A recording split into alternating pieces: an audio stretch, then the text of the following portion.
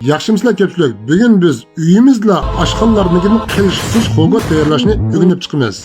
Oldi bilan qo'yning qo'vra go'shtini 1,5 kilogramm go'shtni parchalab, o'zingiz yaxshi ko'rgan xo'go yemekliklarini setib olib, akirib, yumshatilgan go'sht chipi, ko'ktatlardan yangyo, yubasay, oqbasay, sinsay, yumshatilgan pintoza, xo'go xurchining bir parcha o'zingiz yaxshi ko'rgan marketini ishlating. So'ng zanjil samsoqlarni tayyor qilib olib, suv qaynashdan burun go'shtni silib, qaynatib köpükini pakiz ilib 40 minut atrofida sho'rpisiga tam chiqqan qadar pishirib, xo'go qazniga bir parcha xo'go xurchi, chilan to'g'ralgan so'ng piyoz, zanjil, samsoq, tuz, oqzimadan bir qo'sh solamiz. Ko'pchilikning rag'batlantirish yusidan yurak belgisini besib, bir talgul avat qo'shinlarni umid qilaman. Tayyor bo'lgan qo'y go'sht sho'rpisini to'kib, yuqorqi materiallarni suratda ko'rsatilgan bo'yicha rad tartibi bo'yicha silib, tuvoq yepib 3 minut dumlab qaynatib tam singishganligidan iste'mol qilsangiz bo'ladi. Siz oilalarda samsoqni may bilan qo'rib, ochiq suv, laza, zimajan aralashtirib tayyorlab iste'mol qilsangiz texmi yeyishlik bo'ladi.